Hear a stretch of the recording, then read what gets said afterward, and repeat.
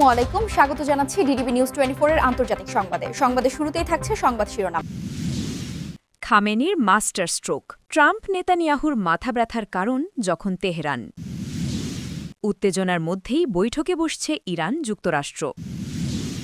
Israeli বিমান হামলায় ফিলিস্তিনি ৩ শিশুসহ নিহত ৯ জন। এপস্টেইন কেলেঙ্কারি নিয়ে এবার মুখ খুললেন ট্রাম্প। ইসরায়েলের জেল থেকে ফিরল ৫৪ ফিলিস্তিনির লাশ। পুতিনের সাথে আলোচনার পরেই ট্রাম্পের সাথে ফোনে কথা বললেন শি জিনপিং। এতক্ষণ শুনছিলেন সংবাদ শিরোনাম, এখন থাকছে বিস্তারিত। খামেনির মাস্টার স্ট্রোক, ট্রাম্প নেতানিয়াহুর মাথা ব্যথার কারণ যখন তেহরান। মধ্যপ্রাচ্যের রণক্ষেত্রে দাবার চাল বদলে দিলেন ইরানের সর্বোচ্চ নেতা আয়াতুল্লাহ আলী খামেনি।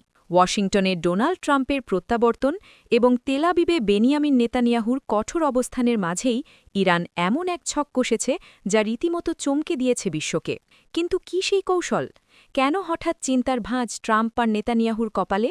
বিস্তারিত জানাবো আজকের বিশেষ প্রতিবেদনে। দীর্ঘদিন ধরেই ইরানের উপর সর্বোচ্চ চাপ প্রয়োগের নীতি অনুসরণ করে আসছেন ডোনাল্ড ট্রাম্প। অন্যদিকে ইসরায়েল সুযোগ খুঁজছে ইরানের পারমাণবিক স্থাপনায় আঘাত হানার, কিন্তু ২০২৬-এর ফেব্রুয়ারিতে এসে পাশা উল্টে দিয়েছে তেহরান। সম্প্রতি পারমাণবিক আলোচনা নিয়ে ইরানের ডাবল ট্র্যাক ডিপ্লোমেসি বা দ্বিমুখী কূটনীতি হোয়াইট হাউসকে নতুন করে ভাবতে বাধ্য করছে। খামেনির কঠিন ছকের প্রথম ধাপ হল আঞ্চলিক মিত্রদের সরাসরি যুদ্ধে না নামিয়েও ইসরায়েলের চারপাশ ঘিরে এক অদৃশ্য নিরাপত্তা বেষ্টনী গড়ে তোলা। এর পাশাপাশি ইরান তার ইউরেনিয়াম সমৃদ্ধিকরণ এমন এক পর্যায়ে নিয়ে গেছে যা পশ্চিমা গোয়েন্দাদের হিসাবকেও চ্যালেঞ্জ জানাচ্ছে।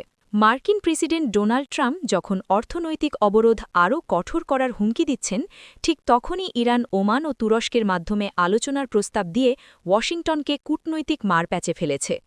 বিশ্লেষকরা বলছেন এটি খামেনের একটি কৌশলগত ধৈর্য, যা একদিকে ট্রাম্পের আগ্রাসনকে স্থিমিত করছে, অন্যদিকে ইসরায়েলের সম্ভাব্য হামলাকে আন্তর্জাতিকভাবে বিতর্কিত করে তুলছে। বিশেষজ্ঞদের মতে ট্রাম্পের অনিশ্চিত পররাষ্ট্রনীতি এবং নেতানিয়াহুর অভ্যন্তরীণ রাজনৈতিক সংকটকে কাজে লাগিয়ে ইরান নিজের সামরিক সক্ষমতা বাড়াচ্ছে।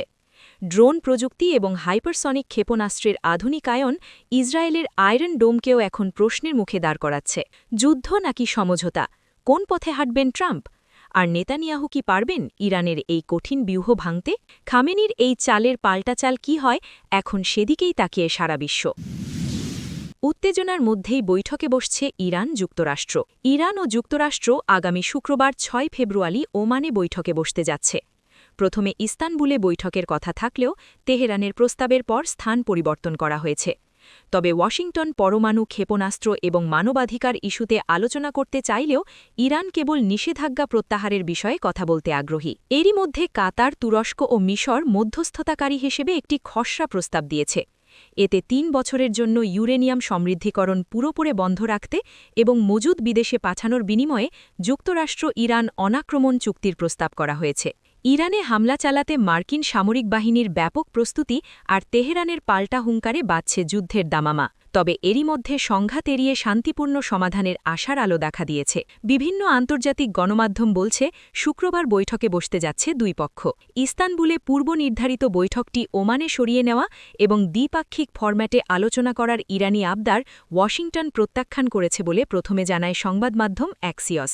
যদিও পরে আরব নেতাদের অনুরোধে মার্কিন প্রশাসন ওমানেই আলোচনায় বসতে রাজি হয়েছে বলে নিশ্চিত করে সংবাদমাধ্যমটি। জটিলতা দেখা দিয়েছে আলোচনার এজেন্ডা কী হবে তা নিয়ে। তেহরান স্পষ্ট জানিয়ে দিয়েছে তারা কেবল পরমাণু কার্যক্রম এবং অর্থনৈতিক নিষেধাজ্ঞা নিয়ে কথা বলবে। তাদের ক্ষেপণাস্ত্র প্রকল্প বা আঞ্চলিক উপস্থিতি নিয়ে কোনো আলাপ হবে না। তবে বুধবার ৪ ফেব্রুয়ারি মার্কিন পররাষ্ট্রমন্ত্রী মার্কো রুবিও সাফ জানিয়ে দিয়েছেন অর্থপূর্ণ কোনো চুক্তিতে পৌঁছাতে হলে ইরানের ব্যালিস্টিক মিসাইল, প্রক্সি গোষ্ঠীগুলোকে সহায়তা এবং দেশের ভেতরের মানবাধিকার পরিস্থিতিকেও আলোচনার টেবিলে অন্তর্ভুক্ত করতে হবে। এরই মধ্যে কাতার, তুরস্ক ও মিশর মধ্যস্থতাকারী হিসেবে একটি খসড়া প্রস্তাব দিয়েছে। এতে ৩ বছরের জন্য ইউরেনিয়াম সমৃদ্ধিকরণ পুরোপুরি বন্ধ রাখতে এবং মজুদ বিদেশে পাঠানোর বিনিময়ে যুক্তরাষ্ট্র ইরান অনাক্রমণ চুক্তির প্রস্তাব করা হয়েছে। যদিও তেহরান বা ওয়াশিংটন কেউই এখনও পর্যন্ত এই প্রস্তাবে আনুষ্ঠানিক সায় দেয়নি। ইসরায়েলি বিমান হামলায় ফিলিস্তিনি ৩ শিশুসহ নিহত ৯ জন। ইসরায়েলি বিমান হামলায় ফিলিস্তিনি ভূমিখণ্ডে ৩ শিশুসহ মোট ৯ জন নিহত হয়েছেন। বর্বর এ হামলায় আহত হয়েছেন ৩১ জন। গাজার বেসরকারি প্রতিরক্ষা সংস্থা জানিয়েছে বুধবার এ হামলা চালানো হয়েছে। ফরাসি বার্তা সংস্থা এএফপি তাদের একটি প্রতিবেদনে এ খবর জানিয়েছে। খবরে বলা হয়, ইসরায়েলি সেনাবাহিনী জানিয়েছে তাদের সৈন্যদের লক্ষ্য করে গুলি চালানোর পর তারা হামলা চালিয়েছে। গত মাসে মার্কিন মধ্যস্থতায় যুদ্ধবিরতির দ্বিতীয় পর্যায়ে শুরু হলেও গাজা উপত্যকায় হিংসতা চলতেই থাকছে। ইসরায়েল ও হামাস একে অপরকে চুক্তিভঙ্গের জন্য অভিযুক্ত করছে। গাজা ও মিশরের মধ্যে রাফাহ ক্রসিং পুনরায় চালু করার কয়েকদিন পরই সর্বশেষ রক্তপাত ঘটে।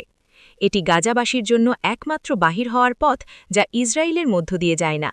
হামাস কর্তৃপক্ষের অধীনে উদ্ধারকারী সংস্থা হিসেবে কাজ করা বেসরকারি প্রতিরক্ষা সংস্থা জানিয়েছে ইসরায়েলের ধারাবাহিক হামলায় ৯ জন নিহত হয়েছে এবং অন্তত ৩১ জন আহত হয়েছেন। সংস্থাটি জানিয়েছে দক্ষিণ খান ইউনিসের এলাকায় তাঁবু এবং বাড়িঘরে ইসরায়েলি হামলার পর ৩ জনের মৃতদেহ নাসের হাসপাতালে আনা হয়েছে। গাজা শহরের বৃহত্তম নগর কেন্দ্র গাজা শহরে একই ধরনের হামলার পর আরও ৬ জনের মৃতদেহ আল শিফা হাসপাতালে নেওয়া হয়েছে। ইসরায়েলি সেনাবাহিনী জানিয়েছে সন্ত্রাসীরা সৈন্যদের লক্ষ্য করে গুলি চালানোর পর তারা হামলা চালিয়েছে। এতে একজন অফিসার গুরুতর আহত হয়েছেন।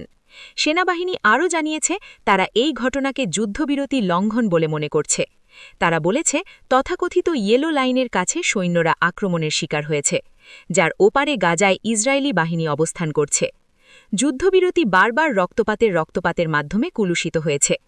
গাজার স্বাস্থ্য মন্ত্রণালয় জানিয়েছে গত ১০ অক্টোবর কার্যকর হওয়ার পর থেকে ইসরায়েলি হামলায় কমপক্ষে ৫২৩ জন নিহত হয়েছেন। অন্যদিকে ইসরায়েলি সেনাবাহিনী জানিয়েছে যে একই সময়ে তাদের ৪ জন সৈন্য নিহত হয়েছেন।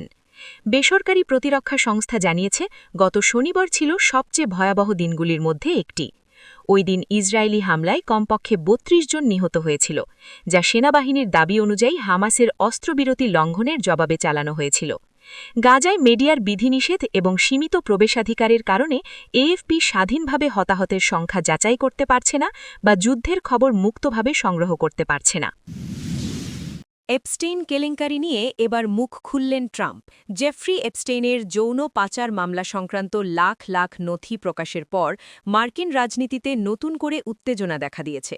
সম্প্রতি মার্কিন বিচার বিভাগ এই তদন্তের সমাপ্তি ঘোষণা করলেও বিষয়টি এত সহজে মিটে যাবে বলে মনে হচ্ছে না। খোদ মার্কিন প্রেসিডেন্ট ডোনাল্ড ট্রাম্প দেশবাসীকে এই বিতর্ক পেছনে ফেলে সামনে এগিয়ে যাওয়ার আহ্বান জানিয়েছেন। তবে বিচার বিভাগের তদন্ত শেষ হলেও কংগ্রেসের বিশেষ তদন্ত কমিটি এবং ভুক্তভোগীদের অনড় অবস্থানের কারণে বিষয়টি হোয়াইট হাউসের জন্য গলার কাঁটা হয়ে দাঁড়িয়েছে। Deputy attorney general Todd Blanche গত রোববার স্পষ্ট করে জানিয়েছেন কংগ্রেসের নির্দেশনায় পরিচালিত দীর্ঘ পর্যালোচনার পর নতুন কোনো মামলা করার মতো পর্যাপ্ত তথ্য প্রমাণ মেলেনি। বিপুল পরিমাণ ইমেল, ছবি ও নথিপত্র হাতে থাকলেও সেগুলো কাউকে নতুন করে অভিযুক্ত করার জন্য যথেষ্ট নয় বলে তিনি মনে করেন। কিন্তু বিচার বিভাগের এই নথিতে সন্তুষ্ট নয় মার্কিন প্রতিনিধি সভা। রিপাবলিকান আইন প্রণেতারা এই ইস্যুতে সাবেক প্রেসিডেন্ট বিল ক্লিন্টন ও সাবেক পররাষ্ট্রমন্ত্রী হিলারি ক্লিন্টনকে তলব করেছেন। আগামী ফেব্রুয়ারিতে তাদের সাক্ষ্য দেওয়ার কথা রয়েছে। এমনকি সাক্ষ্য দিতে অস্বীকৃতি জানালে তাদের বিরুদ্ধে আদালত অবমাননার ব্যবস্থা নেওয়ারও হুমকি দেওয়া হয়েছে। এদিকে প্রেসিডেন্ট ট্রাম্প দাবি করেছেন প্রকাশিত নথিতে তার বিরুদ্ধে আপত্তিকর কিছুই পাওয়া যায়নি। হোয়াইট হাউসে আয়োজিত এক সংবাদ সম্মেলনে তিনি বলেন, এখন সময় এসেছে এসব বাদ দিয়ে অন্য কাজে মনোযোগ দেওয়ার। তবে বিশ্লেষকরা বলছেন প্রেসিডেন্টের এই দাবি পুরোপুরি নির্ভুল নয়। প্রকাশিত নথিতে ট্রাম্পের নাম ৬,০০০-এরও বেশি বার এসেছে, যদিও ৯০-এর দশকের পর তাদের সম্পর্কের অবনতি হয়েছিল বলে ট্রাম্প দাবি করেন। কিন্তু ২০১১ সালে এপস্টেইনের লেখা একটি ইমেল নতুন করে প্রশ্নের জন্ম দিয়েছে। ওই ইমেলে এপস্টেইন লিখেছিলেন যে ট্রাম্পের বিষয়টি এখনও জনসমক্ষে আসেনি। শুধু রাজনৈতিক ব্যক্তিরাই নন, এই নথির কারণে বিপাকে পড়েছেন বিশ্বের প্রভাবশালী অনেক ব্যবসায়ী ও ব্যক্তিত্ব। বিল গেটস এবং ইলন মাস্কের মতো ধনকুবেরদের এই নথিতে তাদের নামের উপস্থিতির বিষয়ে ব্যাখ্যা দিতে হয়েছে। এছাড়া ব্রিটিশ রাজপরিবারের সাবেক সদস্য অ্যান্ড্রু মাউন্টব্যাটেন উইন্ডসর এবং ল্যারি সামার্সের মতো ব্যক্তিরা ইতোমধ্যেই তাদের এপস্টাইন সংযোগের কারণে সামাজিক ও পেশাগতভাবে ক্ষতিগ্রস্ত হয়েছেন। ইসরায়েলের জেল থেকে ফিরল ৫৪ ফিলিস্তিনির লাশ। ইসরায়েলের জেলে থাকা ৫৪ ফিলিস্তিনির লাশ এবং মানব দেহাবশেষ সম্বলিত ডজনখানেক বাক্স ফেরত দিয়েছে দখলদার দেশটি। আন্তর্জাতিক রেড ক্রস কমিটির মাধ্যমে গাজায় লাশ হস্তান্তর করা হয়েছে। খবর টিআরটি। বুধবার এক বিবৃতিতে গাজার স্বাস্থ্য মন্ত্রণালয় জানিয়েছে রেড ক্রসের যানবাহনে ৫৪টি লাশ ও মানব দেহাবশেষ থাকা ৬৬টি বাক্স গাজার আল শিফা মেডিকেল কমপ্লেক্সে পৌঁছেছে।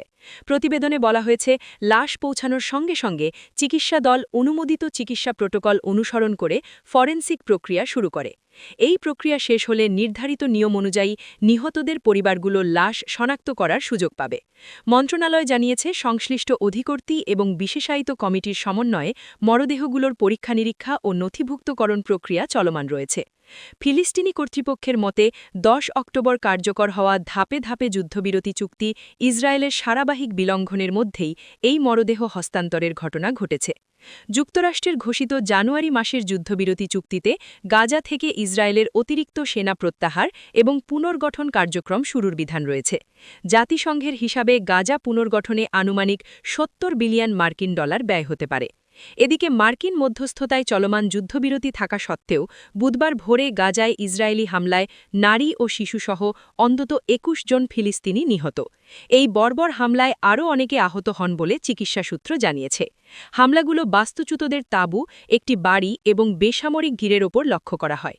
ফিলিস্তিন রেড ক্রিসেন্ট সোসাইটি জানায় দক্ষিণ গাজার খান ইউনিসের আল মাওয়াসি এলাকার স্ট্রিট ৫ সংলগ্ন এলাকায় গোলাবর্ষণে একজন প্যারামেডিকসহ ২ জন নিহত এবং আরও ১২ জন আহত হন।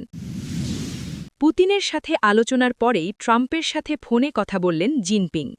বিশ্বের বৃহত্তম ২ অর্থনীতির দেশের শীর্ষ নেতাদের মধ্যে এটি গত নভেম্বরের পরেই প্রথম আলাপচারিতা। উল্লেখ্য, গত নভেম্বর মাসে চীন ও জাপানের মধ্যকার সম্পর্কের অবনতির সময় তারা সর্বশেষ কথা বলেছিলেন। এমন এক সময়ে এই কূটনৈতিক তৎপরতা দেখা যাচ্ছে যখন যুক্তরাষ্ট্র ও রাশিয়ার মধ্যকার পারমাণবিক অস্ত্র নিয়ন্ত্রণ সংক্রান্ত নিউ স্টার্ট ২০১০ চুক্তির মেয়াদ শেষ হতে যাচ্ছে। বৃহস্পতিবার ৫ ফেব্রুয়ারি এই গুরুত্বপূর্ণ চুক্তির মেয়াদ শেষ হওয়ার কথা। রাজনৈতিক বিশ্লেষকরা বলছেন পুতিনের সাথে আলোচনার পরেই ট্রাম্পের সাথে শি জিনপিংয়ের এই যোগাযোগ বিশ্ব রাজনীতিতে অত্যন্ত গুরুত্বপূর্ণ। বিশেষ করে পারমাণবিক চুক্তির সমাপ্তি এবং বৈশ্বিক নিরাপত্তার প্রশ্নে চীন নিজেদের একটি মধ্যস্থতাকারী বা প্রভাব বিস্তারকারী শক্তি হিসেবে তুলে ধরার চেষ্টা করছে বলে মনে করা হচ্ছে। তবে এই ২ নেতার ফোনালাপে সুনির্দিষ্টভাবে কী কী বিষয়ে আলোচনা হয়েছে সে সম্পর্কে এখনও বিস্তারিত তথ্য পাওয়া যায়নি।